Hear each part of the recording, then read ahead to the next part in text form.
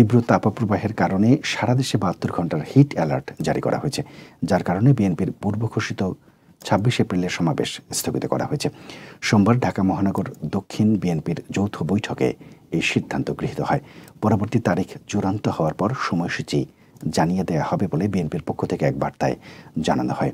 এ প্রসঙ্গে বিএনপির মিডিয়া উইংয়ের সদস্য শাহরুল কবির খান বলেন, আগামী ২৬ এপ্রিল রাজধানীর নয়াপল্টনে বিএনপির সমাবেশ হওয়ার কথা ছিল, কিন্তু তীব্র তাপপ্রবাহ এবং হিট অ্যালার্টের কারণে সমাবেশটি স্থগিত করা হয়েছে। এদিকে পুলিশের অনুমতি না পাওয়ায় আগামী ২৬ এপ্রিলের শান্তি ও উন্নয়ন সমাবেশ স্থগিত করেছে ঢাকা মহানগর দক্ষিণ আওয়ামী লীগ। সোমবার ঢাকা মহানগর দক্ষিণ আওয়ামী লীগের দফতর সম্পাদক রিয়াজউদ্দিন রিয়াজ বিষয়টি নিশ্চিত করেছেন। তিনি বলেন, ২৬ এপ্রিল ঢাকা মহানগর দক্ষিণ আওয়ামী লীগের সমাবেশ পুলিশ অনুমতি দেয়নি, যে কারণে সমাবেশ আপাতত স্থগিত। শান্তি সমাবেশের তারিখ পরে জানানো হবে।